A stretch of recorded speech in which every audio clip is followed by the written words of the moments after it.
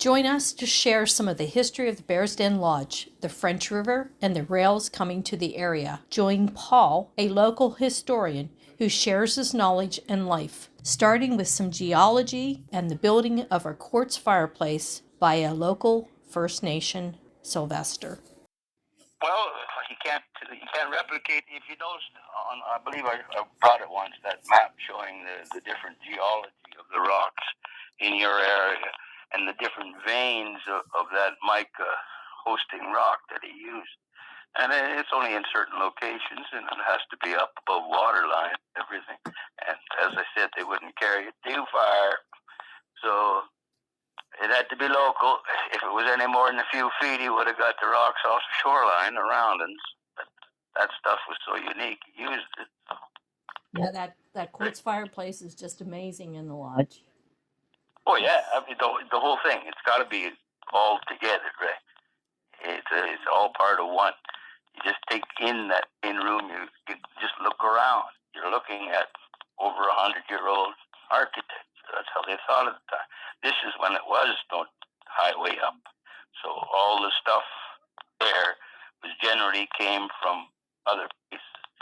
A lot of the beams and things like that in that building are repurposed. Right? If you look underneath it, those beams have been used before, more else, probably over the timber and the railway yards over Pickle River. The buildings, they were tearing those down. They would snag that reused timber to build there. I wonder if Sylvester also helped build the structure other than just doing the fireplace. I wonder. It would have depended on how busy he was that season or how busy he wanted to be.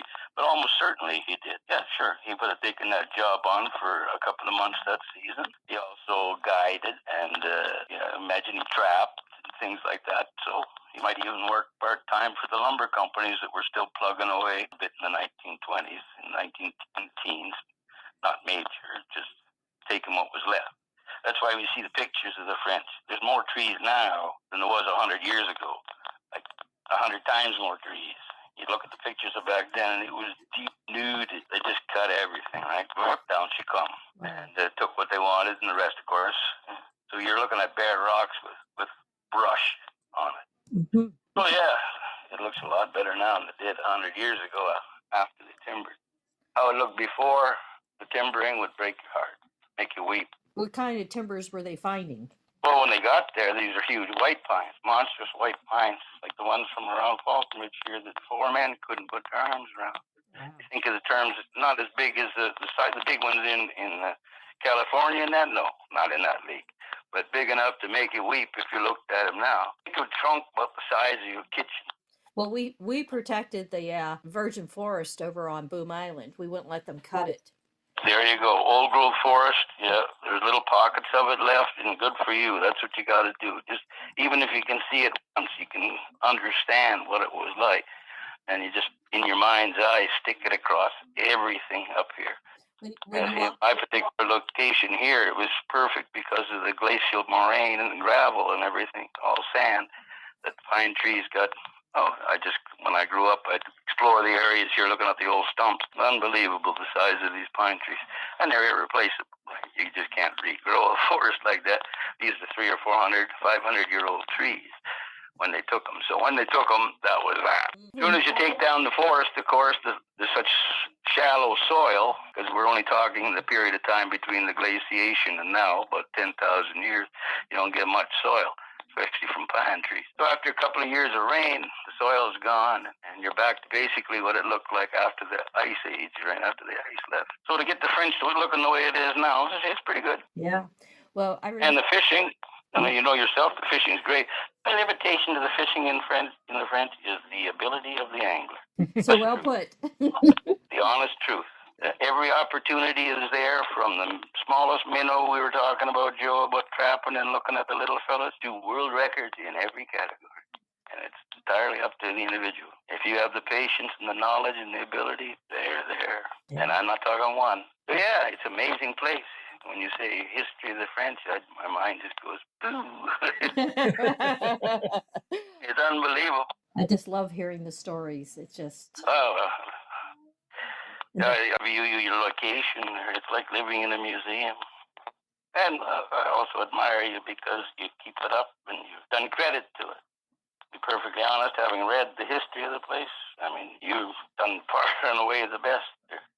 It's broken some people, and you guys have crushed her, so good on you. Well, we're hoping you come back and share it with us this year. Oh. Yes. Hey, I share it with you. I'm hoping. I'm looking forward to it. I'm not even going to dwell on a couple of years that we're missing. No. It doesn't matter. I'm focusing on seeing the place soon. And Joe, I'll drive him crazy if I get motivated the way I was when I was a younger man. I'll drive him crazy with the ideas.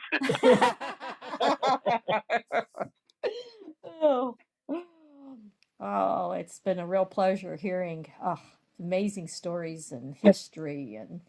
Well, there's tons of them. This is just off the top of my head. And it's fascinating you brought up that particular book because I just referenced it more than once recently. So, yeah, that's why I'm always looking for first contact, I call it. Hey, it's not, of course, first contact, but when that train first come up because, as I say, I got family history in that area pre-road. And my uncle, actually a great uncle, he fought in the First War. He married my grandmother's sister. It would have been second generation Parry Sound. She grew up there from 1880 on. So he married her sister and lived in Parry Sound, but he built a lodge on a little lake off of Bayfield Inlet. Nascoot.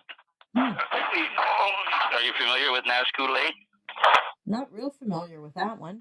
Well, you have to cross at the highway that you don't notice it now, but it's a small lake that flows into Bayfield past Point of Barrel. Oh. But it's a small lake within a mile or two of Georgian Bay, so he had the lodge on the small lake, and then he'd transport his guests down to fish during the day. They had a big marina in Bayfield Inlet. What year did so you? Yeah, what year? He built there. He built there right after the war, in the early 1920s. He built about the same time, a little after Bears Den was built, and he ran it there. And I mention it because he was there all through the 60s into the 70s, and then he passed away. But I grew up there as a young fella, escaping Kokagami, where it was all acid rain and not many fish. I'd get down there to fish Georgian Bay in the summer at his lodge, and it was heaven to me.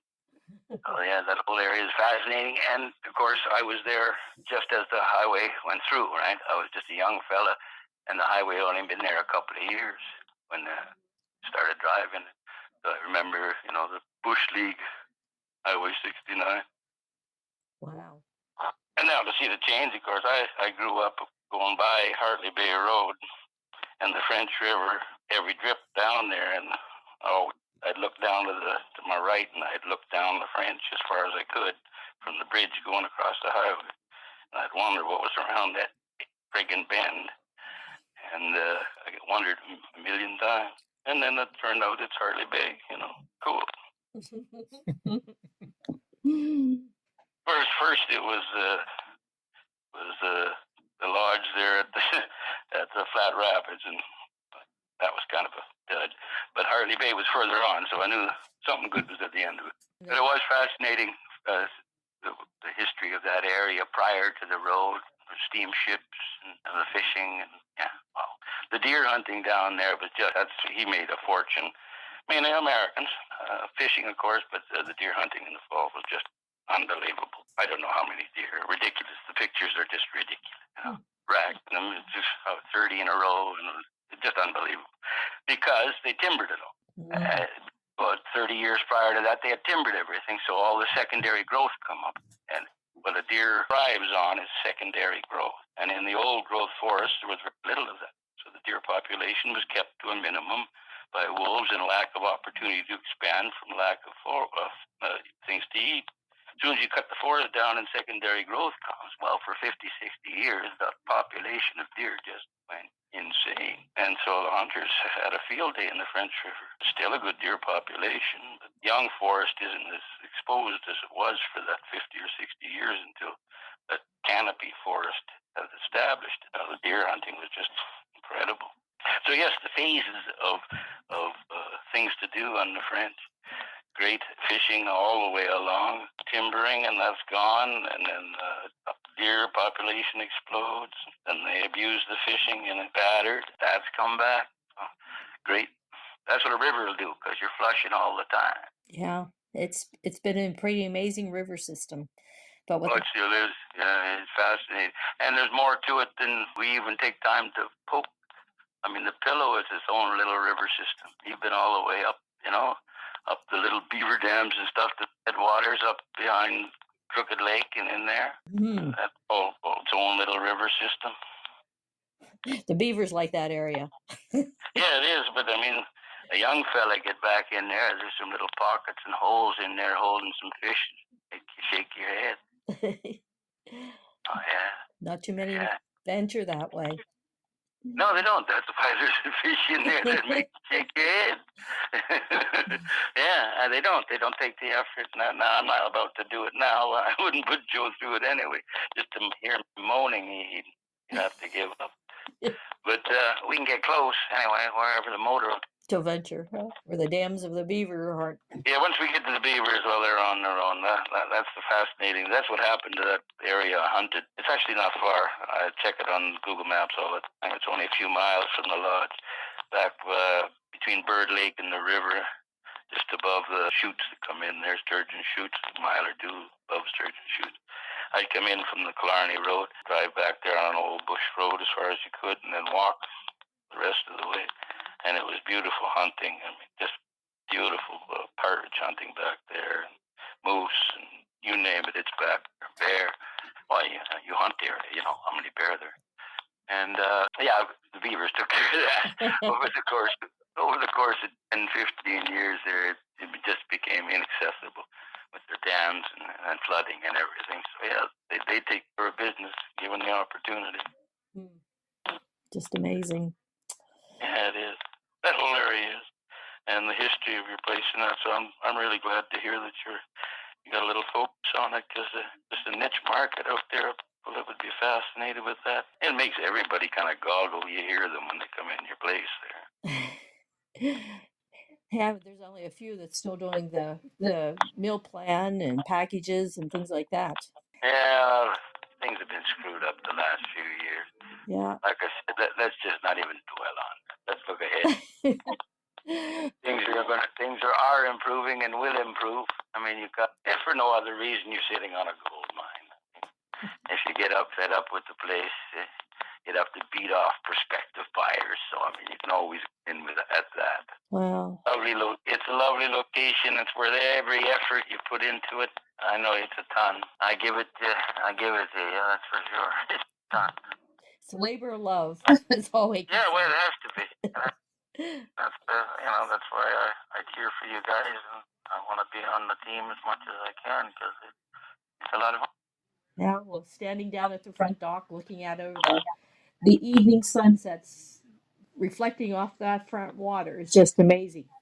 From the reds and the oranges and pinks, and sometimes it looks like cotton candy looking across that bay. Yeah, I'm sure. From your perspective, having seen, absolutely. I know it's amazing to me, especially. I like to sit looking out the window at 4 a.m. type thing, and it's a fascinating world. The quiet. Well, the building even talks. You can hear the history, the voices that come from it. Wood buildings like that, they absorb heat and they lose heat and they creak. Yeah. After a while, you no longer even turn your head because you're familiar with the sound of the building. Yeah. It's neat. That's for sure. There's some history that it was a logging place before it became the lodge. So. Oh, any location like that along the French would have a focus on it. Now the water's higher now, because of changes in that, but that still would have been a bay, obviously. And any up above, like ground that high up, you don't have to worry about the water fluctuation. Would be attractive. So yes, it's attracted people for heaven knows how long. Mm-hmm. Now, you're not going to build down in the flat in case the water comes up. It's going to come up in a couple of months, that type of thing. So you're going to, especially in the up and down location along the shoreline there, you just try to walk a couple hundred yards behind the lodge there, and you'll travel about 40 miles up and down before you get that 100 yards. It's such convoluted shoreline that it floods itself. So any nub like that up and high up above, might be any number of people on there for any number of years. It's an amazing place. Yeah, and it's a good lookout too. You'll see anybody sloping their way along up to the rock. Well, it's been amazing hearing the history. We're going to have to pick up on some other history sometime. Well, yeah, if you explore some ideas you want to explore and jot them down. Okay. And we can talk about them, and if I can't think of it immediately off the top of my head, I certainly have it in somewhere under the cat hair in my file. I can dig it out. Yes, we'll have to go back and revisit the history of the train coming in another day and some of the other. Oh yeah, there's lots of that old poster.